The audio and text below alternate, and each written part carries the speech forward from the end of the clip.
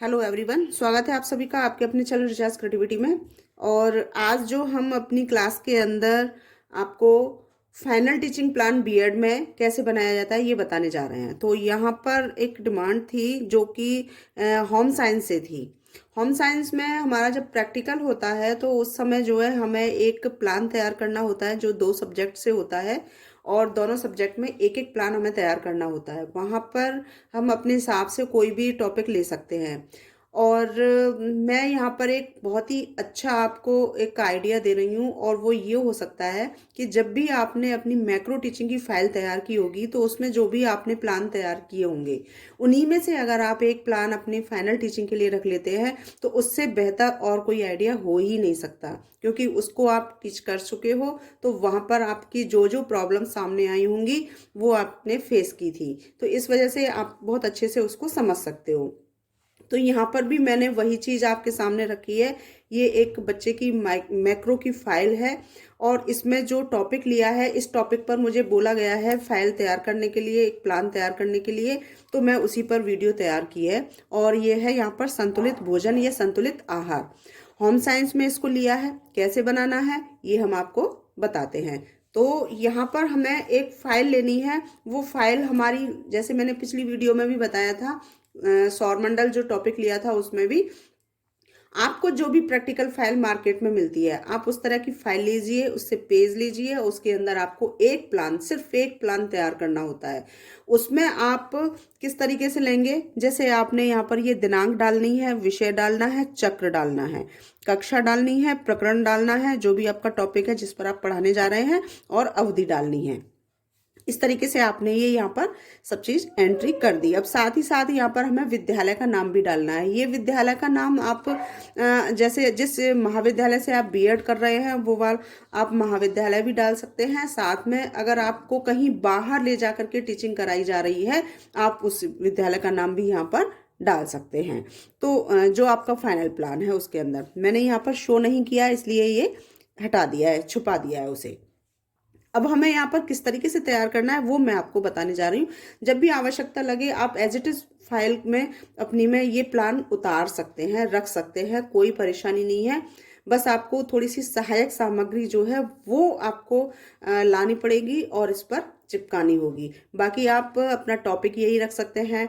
आप word to word में as it is आप अपने प्लान को इस तरह से रख सकते हैं। तो ये बहुत ही अच्छी सुविधा आपके लिए है। बनाना हमें इसी तरीके से, जैसे पहले पेज पर हमने जो वर्क किया है तो वो पहले पेज पर ही होना चाहिए। ऐसा नहीं यहाँ पर ये वाली लाइन लास्ट वाली या ये 2 पॉइंट हमारे नहीं आए तो आप अगले पेज पर उतार लो, ऐसा नहीं करना है हमें यहाँ पर पहले पेज का जो वर्क है उसको पहले पेज पर ही रखना होता है। अब यहाँ पर जैसे हमने ये कॉलम बनाए हैं, शिक्षण बिंदु है, ये क्रम संख्या है, और ये हमारे कंपोनेंट्स हैं यानी कि घटक हैं। कौन कौन से घटक हैं यहाँ पर, ये होम साइंस के हैं। हर सब्जेक्ट के अपने अलग अलग कंपोनेंट्स होते हैं, इसलिए यहाँ पर ये होम साइंस के दे रखे हैं। तो यहाँ पर ये 7 घटक दे रखे हैं। पहला है छात्राओं का ज्ञानात्मक विकास करना, दूसरा है छात्राओं में रुचि उत्पन्न करना, तीसरा है छात्राओं को गृह विज्ञान के नवीन तथ्यों से अवगत कराना, चौथा है छात्राओं के अंदर वैज्ञानिक दृष्टिकोण का विकास करना, पांचवा है छात्राओं को मानसिक एवं तार्किक शक्ति का विकास करना, छठा है छात्राओं को गृह विज्ञान का व्यवहारिक ज्ञान देना, और सातवां है छात्राओं में विभिन्न प्रायोगिक कौशलों का विकास करना। तो ये सामान्य उद्देश्य हो गए, यानी कि आपके ये जो हमारे सामान्य उद्देश्य है वो इस घटक वाले पॉइंट में कॉलम में आएंगे। इसके बाद हमारे कुछ विशिष्ट उद्देश्य होते हैं जो कि टॉपिक से संबंधित होते हैं, तो यहाँ पर हमें डालना है विशिष्ट उद्देश्य। विशिष्ट उद्देश्य का मतलब है जैसे ये 4 पॉइंट दे रखे हैं तो इन चारों पॉइंटों को हमें क्लियर करना है। वो किस तरीके से करना है, अब ये देख रहे होंगे कि यहाँ पर छात्राओं का ही विवरण दिया गया है, क्योंकि होम साइंस छात्राएं ही लेती हैं, इस वजह से यहाँ पर छात्राओं के विषय में रखा गया है। अब यहाँ पर पहला विशिष्ट उद्देश्य के अंतर्गत आता है ज्ञानात्मक, बोधात्मक, कौशलात्मक और रुचियात्मक। ये 4 पॉइंट हमारे इसमें आते हैं। अब मैं अगर एक एक पॉइंट को, एक एक लाइन को बोल करके दिखाऊंगी तो वीडियो हमारी बहुत ज्यादा लंबी हो जाएगी। आप वीडियो को रोकिए और तुरंत इसको उतार लीजिए। तो ये हमारे विशिष्ट उद्देश्य में आ जाएंगे। फिर इसके बाद हमारा इसी पेज पर आता है पूर्व ज्ञान। पूर्व ज्ञान में छात्राएं, यहाँ पर हमारा टॉपिक आ जाएगा संतुलित भोजन या संतुलित आहार के विषय में सामान्य जानकारी रखती हैं, क्योंकि प्री नॉलेज बच्चे को होती है, जो पाठ हम पढ़ाने जा रहे हैं उससे प्री नॉलेज उसको है, इस वजह से उस चीज को यहाँ पर रखा गया है। फिर आता है सहायक सामग्री। जो भी हम टीएलएम यूज करते हैं उसका विवरण यहाँ पर इसके अकॉर्डिंग जो हमने यूज करने जा रहे हैं उस चीज का विवरण यहाँ पर दे रखा है। ये तो हमारा पहले पेज का हो गया। अब हम दोनों पेजों को आपको ये दिखाएंगे इस तरीके से, जैसे ये है तो मैं यहाँ पर आपको ये इस तरीके से दिखा देती हूँ। ये दोनों पेजों को मिला करके हमारा सेकंड पेज तैयार होता है। तो यहाँ पर ये हमने इंट्रोडक्शन इसका रखा है, यानी कि प्रस्तावना। प्रस्तावना में हमारी दो तरह के कॉलम तैयार किए गए हैं, छात्राध्यापिका क्रियाएं और छात्र क्रियाएं। तो यहाँ पर क्या है कि जैसे क्वेश्चन हमने लिखे हैं इंट्रोडक्शन के अंदर, हमारे जो क्वेश्चंस होते हैं वो बहुत ही महत्वपूर्ण होते हैं, उस चीज को हमने ध्यान रखते हुए कहा है। तो जैसे यहाँ पर जो छात्राध्यापिका क्रियाएं होती हैं उसमें क्वेश्चन पूछे जाते हैं और छात्र क्रियाओं में छात्र उत्तर देते हैं। तो यहाँ पर है पहला क्वेश्चन, ब्रह्मा ने किसका निर्माण किया? तो यहाँ पर उत्तर आया छात्रों के द्वारा संसार का। दूसरा क्वेश्चन जो आता है, यानी कि इसी आंसर के अंदर किसी भी एक शब्द को लेते हुए हमने इसके अंदर डाला है अगला क्वेश्चन, संसार में हमें जीवित रहने के लिए किन किन चीजों की आवश्यकता होती है? तो जो आंसर आता है वो है भोजन, पानी, वायु आदि। अगला क्वेश्चन जो आता है हमारा, इनमें से, यानी कि जो भी पूछा है इसमें, यानी कि भोजन शब्द है, पानी शब्द है, इनमें से कोई सा भी एक लेते हुए, तो यहाँ पर इन सभी का विवरण रखने से अच्छा है कि इनको इस तरह से रख दिया कि इनमें से भूख लगने पर हम किसका प्रयोग करते हैं? तो आंसर आता है भोजन का। ठीक है, अब भोजन हमारा टॉपिक है, संतुलित भोजन हमें निकालना है। तो यहाँ पर हमने लिखा है, अब आप यहाँ पर दो तरीके से कर सकते हैं, केवल भोजन का भी रख सकते हैं, भोजन से आप क्या समझते हैं, या फिर हमारा पूरा टॉपिक है संतुलित आहार या संतुलित भोजन, तो उसको यहाँ पर हमने भोजन के आगे लगा दिया, आप संतुलित भोजन से क्या समझते हैं। तो इस तरीके से ये समस्यात्मक प्रॉब्लमेटिक हमारा क्वेश्चन हो गया बच्चे के लिए, क्योंकि अभी हमने पूरे लेसन को समझाया नहीं है इस वजह से। तो यहाँ पर ये हमारी पूरी प्रस्तावना निकल आई। अब यहाँ पर उद्देश्य कथन आता है कि आज हम संतुलित आहार या संतुलित भोजन के विषय में अध्ययन करेंगे या विस्तृत रूप से अध्ययन करेंगे। तो ये जो लाइन हमारी आई है यहाँ से प्रारंभ हुई है और यहाँ तक ये आएगी इस पेज में। इस दौरान आप यहाँ पर कोई भी संतुलित आहार से संबंधित कोई भी आप एक चित्र यहाँ पर लगा सकते हैं, ताकि समझ में आए कि आज हम इस चीज को पढ़ाने जा रहे हैं और फाइल भी हमारी अट्रैक्टिव हो जाएगी। तो ये तो इस पेज का रहा। अब दूसरे पेज का हम ये देखते हैं, इसमें यहाँ ये इस तरीके से ये रहा। अब यहाँ पर हमने ये देखा है कि दोनों पेज को मिलाने के बाद हमारी एक योजना पूरी तैयार होती है। अब इसमें पहले वाले पेज पर भी और दूसरे वाले पेज पर भी तीन तीन कॉलम हमें तैयार करने हैं, यानी एक कॉलम ये, दूसरा ये, तीसरा ये, तो ये पहले पेज का हो गया। ऐसे दूसरे पेज का एक ये, एक ये, एक ये, इस तरीके से हो गया। अब यहाँ पर हमने पहला वाला हमारा जो कॉलम बनेगा वो थोड़ा छोटा बनेगा और ये होगा शिक्षण बिंदु। यहाँ जितने भी शिक्षण बिंदु होंगे उन सबको यहाँ पर रखा जाएगा जो भी आएंगे। उसके बाद छात्राध्यापिका क्रियाएं होंगी, यानी कि एक पैराग्राफ यहाँ पर आएगा, उस चीज को रखा जाएगा। उसी से संबंधित यहाँ पर प्रश्न आएंगे, छात्र ध्यान से सुनेंगे तो यहाँ पर उस चीज को लिखा जाएगा। फिर यहाँ पर प्रश्न आएंगे तो यहाँ पर उत्तर आएंगे। यहाँ विधि प्रविधि आ जाएगी, यहाँ पर विधि प्रविधि में हमारे जो जो यहाँ पर क्रियाएं की जाएंगी उन सबको यहाँ पर उसी हिसाब से लिखा जाएगा। फिर सहायक सामग्री वाला हमारा पॉइंट आएगा, यहाँ पर जो भी हमने यहाँ पर सहायक सामग्री यानी जो भी चित्र लगाए हैं इससे संबंधित उसको हम यहाँ पर पेस्ट करेंगे और फिर यहाँ पर ये श्यामपट्ट कार्य जो हमारा होगा उसकी डिटेल हम यहाँ पर देंगे। तो जैसे सबसे पहले इसमें शिक्षण बिंदु में आता है यहाँ पर प्रस्तुतिकरण। जब भी पाठ को हम शुरू करते हैं तो वहां पर लिखा जाता है प्रस्तुतिकरण। अब प्रस्तुतिकरण में यानी फर्स्ट स्टेप है ये हमारा, तो यानी कि उसको प्रथम अनुवृत्ति या प्रथम सोपान के नाम से उसको लिखते हैं। उसके अंदर आया है ये ज्ञानात्मक, यानी इस चीज से हम ज्ञान करा रहे हैं बालक को, लेकिन किस चीज से करा रहे हैं तो उस टॉपिक जो पैराग्राफ दे रखा है उसको यहाँ पर रखा है संतुलित आहार के विषय से अवगत कराना।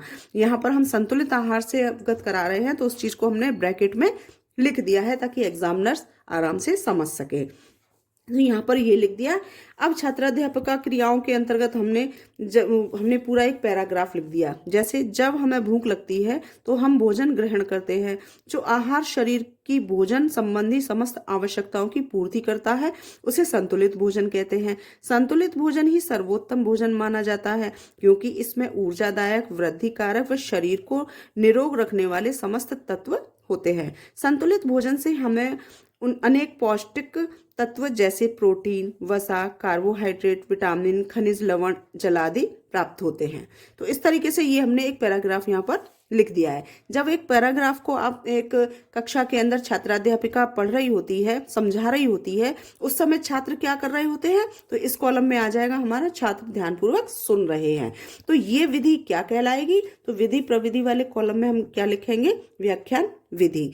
और जब यहाँ पर ये व्याख्यान विधि हो गई, अब हमें यहाँ पर TLM की भी आवश्यकता होती है। जो भी हमारी सहायक सामग्री होती है, चार्ट, मॉडल, जो भी हम लेकर के आए हैं, तो उसको हमने यहाँ पर प्लान के अंदर रखा हुआ है समझाने के लिए। तो वो सारी चीजें हमने यहाँ पर रख दी हैं, ताकि एग्जामिनर्स भी देखें कि हाँ, बच्चे ने बहुत अच्छे से मेहनत की है और वो किस तरीके से समझाने की कोशिश कर रहे हैं।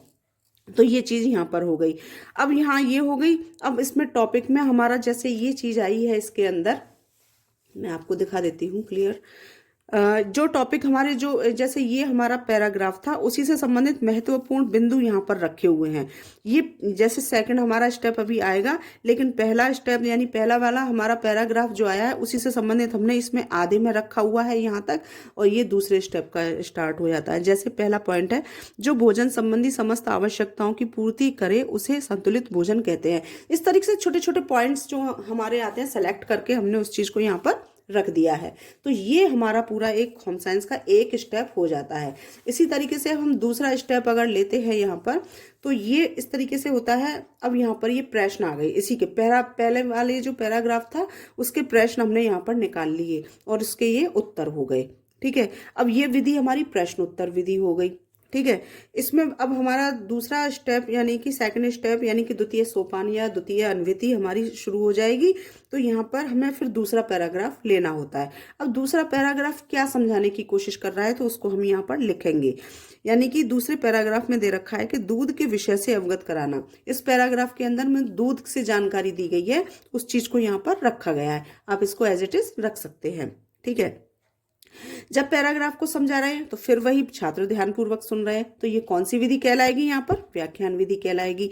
अब यहाँ पैराग्राफ में दूध से संबंधित हमारी सहायक सामग्री होनी चाहिए, क्योंकि यहाँ पर दूध से समझा रहे हैं। तो यहाँ पर हमारा आ गया दूध का एक गिलास। अगर आपके पास चित्र नहीं है, आप हाथ से बनाइए और पेस्ट कीजिए उनको। ठीक है, तो ये हो गया। अब यहाँ पर ये जो हमारा शामपट वाला कार्य जो है, इसके अंदर दूध की जो विशेषताएं रखी गई हैं, तो उस चीज को हमने यहाँ पर शो किया है। तो ये हमारे सेकंड स्टेप का वर्क हो गया। अब आगे बढ़ते हैं। अब इसी में जैसे ये आ गया, हाँ ये रहा। अब इसमें शिक्षण बिंदु वाला फिर वही हमारे 3 कॉलम इसमें, 3 कॉलम इसमें, यानी कि 6 कॉलम तैयार होंगे, जैसे कि हमने पिछले वाले पेज में किए थे। ठीक इसी तरीके से हमारे जो पैराग्राफ था, उसी पैराग्राफ के अब यहाँ पर ये क्वेश्चन आ गए, ये उसके उत्तर आ गए। ये विधि जो हमारी कहलाती है प्रश्नोत्तर विधि, और फिर एक सहायक सामग्री हमने यहाँ पर लगा दी। तो यहाँ पर इस तरीके से हमने कुछ भी पॉइंट जो हमारे सेकंड स्टेप के थे पैराग्राफ के, उसको हमने यहाँ पर रख दिया। ये क्लियर करने के लिए इन्होंने ये पूरी लाइन खींच दी है कि ये उस स्टेप की है जो पीछे जा चुका है। नया स्टेप जो हमारा आएगा उसका ये विवरण इसमें दे रखा है। ठीक है, इसमें ये हो गया, ये प्रश्न हो गए। अब तीसरा हमारा जो है सोपान यानी कि थर्ड स्टेप हमारा शुरू होगा। इसी तरीके से यानी 2 पैराग्राफ करा चुके हैं, तीसरा पैराग्राफ आया है, तो ठीक उसी तरीके से प्रक्रिया होगी हमारी। यानी तृतीय सोपान, उसमें भी एक ज्ञानात्मक आया, और उसके अंदर अब हम इस पैराग्राफ में तीसरे वाले में क्या करा रहे हैं, तो यहाँ पर लिखेंगे सब्जियों के विषय से अवगत कराना। यानी कि यहाँ पर अब हमने सब्जियों का विवरण रखा है, जो पैराग्राफ है वो, और उसी को हम समझाने जाएंगे। तो उस चीज को हमने पहले ही यहाँ पर लिख दिया है। ये पैराग्राफ चल रहा है, तो छात्र क्या कर रहे होते हैं, उसको ध्यान से सुन रहे होते हैं। तो विधि कौन सी कहलाएगी, ये व्याख्यान विधि, तो हमने यहाँ पर लिख दिया व्याख्यान विधि। अब यहाँ पर बहुत सारी सब्जियों के चित्र भी आप लगा सकते हो। इन्होंने यहाँ पर एक लगाया है, आप कई सारी भी लगा सकते हो, आपको जो भी मिल रही है आप उस चीज़ को लगा सकते हो। नहीं है आप हाथ से बनाइए और यहाँ पर पेस्ट कर दीजिए, ठीक है। तो ये तो ज्ञानात्मक हो गया। प्रश्न आते हैं तो बोधात्मक प्रश्न हो जाते हैं। तो ये जो पैराग्राफ आया है इसी से संबंधित यहाँ पर हमारा ये बोधात्मक प्रश्न आ जाएंगे।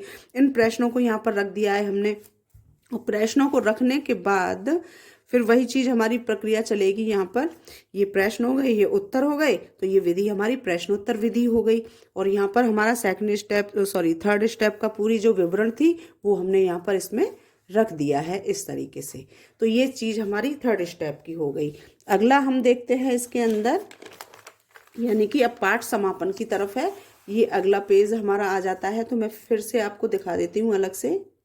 ये इस तरीके से मैंने मैक्रो वाली फाइल जो है उसी में से ये प्लान लिया है संतुलित आहार, क्योंकि अलग से बनाने में बहुत मुश्किल हो जाती है।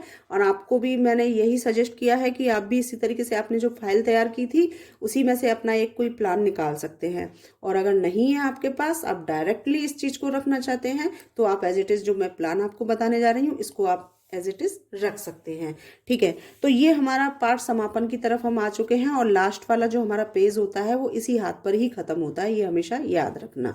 इस हाथ से शुरू होगा और हमेशा इस हाथ पर ये प्लान हमारा खत्म होता है, कोई भी प्लान हो।